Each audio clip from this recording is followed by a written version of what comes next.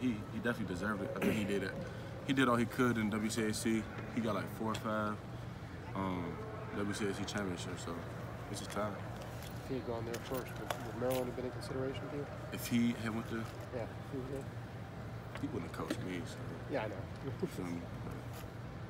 I think if Locke was there, then it'd be tough. It's be a tough decision. Speaking of guys who won't really coach you, but Ryan Day is now your head coach. As a defensive player, how is your relationship with him different than it was at the start of the year because of the 3-week stretch? With a 3-week stretch, I think my relationship with him has grown because obviously he was a quarterbacks coach, offensive coordinator, so I didn't really talk to him like that. But when Coach Meyer wasn't here, you know, he would just come to my locker and just talk to me, you know, and I think that helped for now that he will be our head coach. I like Coach Day. He real cool, players coach, and you know, ready to get it rocking with him. Make an effort to do that with a lot of guys?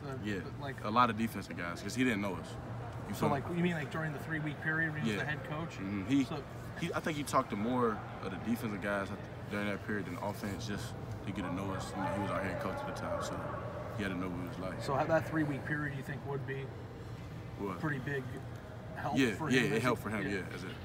If that stretch hadn't happened, how different would this last week have gone? I don't think it would have gone really any too much different. Just because, I mean, still on a daily basis, I don't see him as often, but I think it only just helped because he came out his way to come to my locker, you feel me? So, and the whole defensive locker, so yeah. How much of a factor was Urban Meyer being the coach here, the decision, when you made your decision, how much of a factor was that? It was a big decision. In his whole career, he lost, 9 games? So, I mean, obviously you want to play under a winner. You see past players and the current players talk about him when you getting recruited, and you hear all good things. So, and then you put that on top of, you know, Coach Johnson, the best leader in the nation, and I just couldn't bear away from it. So given Ryan's lack of experience, what do you say to recruits coming in now to convince them that, you know, the program will be just fine with him taking over? Because he has a lot of coaches on staff that he can, you know, look up to. He got Coach Shiano. Coach Meyer's still gonna be around the building. He said someone as like a mentor and stuff like that. So I mean, I don't think.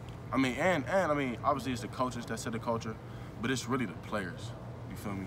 I mean, nothing gonna change with the players. So the program's still gonna run, you know, through us. I think, and we're gonna still keep it moving.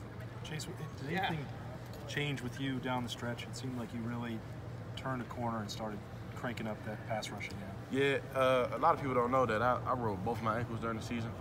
Even in the Penn State game, both my ankles was rolled. So, like, I think Minnesota game, all those, Purdue, all those games, I was playing with like 2 rolled ankles, and it affected me with bending the edge because I really didn't have that much flexibility in my ankles at that time. But later during the season, I was just staying in the treatment room, and I think that Maryland game, that was the first game back where I could actually really bend the edge a lot more. I just felt I could trust my ankles more than the earlier games of the season. And you're never one to make excuses, but that would have been a good one for us to know, right? Yeah, you know what I'm saying? But you're saying it was all cool, so I wasn't even tripping. Was there an adjustment period for you when Nick Bosa left, as far as like how you approach certain things? Oh yeah, most definitely. Nick left.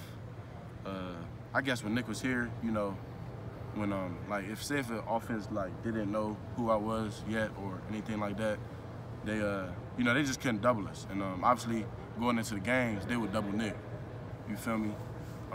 So I guess that would leave me free with all the one-on-ones. When he went down, you know, I think I got more chip blocks, more double teams and stuff like that I had to adjust to that I never got in college football before, you know, being a young player. And I even talked to Coach Jay about it because I was getting frustrated. And you know, Coach Jay just talked me through it, and I just had to take it game by game.